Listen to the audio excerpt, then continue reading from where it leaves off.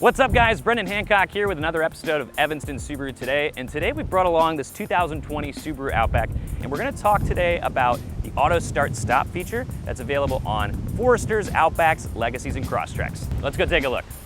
All right, so right now we are driving the 2020 Outback, and the truth is it doesn't really matter that we're driving an Outback right now. This could be a Forester, could be a Crosstrek, could be a Legacy, all of those are going to come standard with Auto Start Stop so long as you have the automatic, the CVT transmission.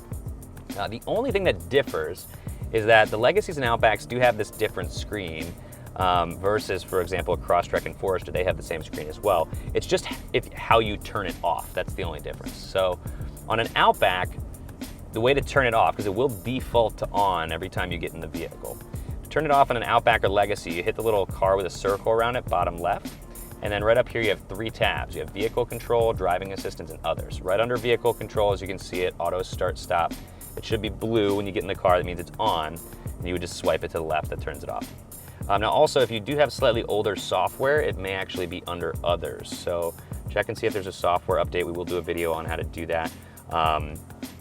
But check under Others, you'll probably have Auto Start Stop under there. But the newest, most up-to-date software will be under Vehicle Controls right here at the bottom. If you have a Crosstrek or a Forester, the button to turn it off is going to be on the lower left control panel, kind of by your left knee. It looks like a little A with a sort of circular arrow around it, and then it says off, so you would just push that.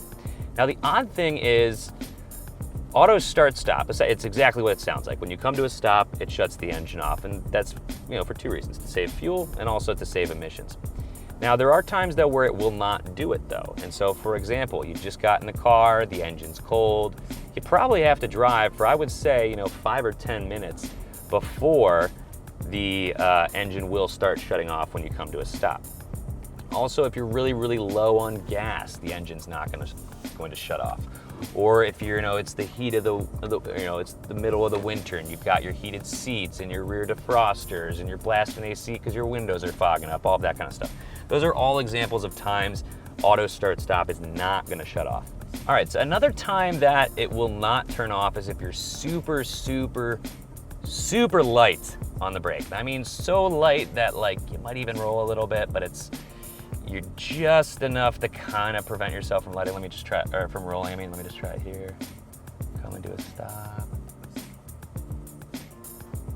Did not shut off. Good. See, so you gotta be super light. I mean, this is not what you would normally do without thinking about it. But that's great for stop signs and stuff. If you're in a neighborhood like we are now, where it's just constant stop sign after stop sign after stop sign. But what we'll do here is we're gonna come up and kind of show you what it does when it turns off. So you'll feel like a light rumble. That's just the engine shutting down. It's more, you go. People are supposed to be mean in Chicago. Everybody is trying to be super nice. What's going on? All right, so there we go. So now it's turned off. I'm gonna see that little A with a circle around it, and it's green. And what that means is that it is active, which you can pretty much tell because the engine's not on. But also what it's doing is up top here, it's going to show me the A with the circle around it, and then below that, the little gas pump. So the A with the circle around it, it shows one dash, and then the two dashes, you'd think it means feet and inches. But it's actually just doing minutes and seconds of time that we have saved with the Auto Start Stop feature. And that's also something that you can monitor continuously if you use these little arrows down at 7 o'clock on the steering wheel. That'll actually, one of the options that you can view on that screen is just the overall amount of fuel and time that you've saved for said trip. So you have, trip A and trip B, which you can change kind of right over here on this little dash. I recommend leaving trip B alone and then just zeroing out trip A. You can go between trip A and B by just tapping the trip reset button over here and pushing and holding to zero out. But don't zero out trip B, leave it alone. That way at the end of the year or whatnot, you can actually see how much fuel and how much time you saved with Auto Start Stop. Now another time it's not going to turn off is if you're off for too long. So if you come to a stop sign, I'm trying to find a place where no one's gonna get mad that I'm just randomly sitting there for too long. Here's a nice little red light for us to try out, shall we now?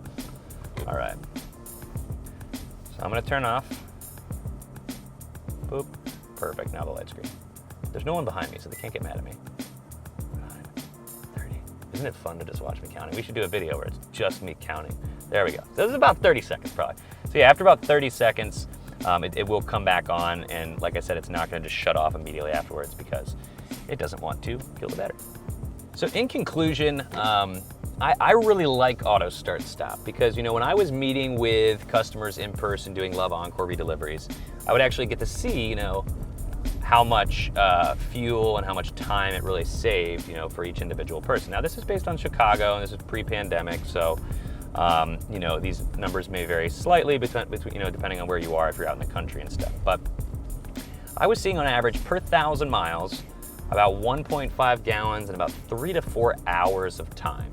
So, you know, it doesn't sound like a lot, but if you think about it, I mean, Subarus are, you know, they last a long time. So in 100,000 miles, you're talking 300, 400 hours of just constantly pumping emissions, you know, and in the lifetime of the car, you're going to save a couple hundred gallons. So, I mean, it's, you know, a few $1,000s is a big deal. I think primarily it's about the emissions thing, but, you know, any saved money is good.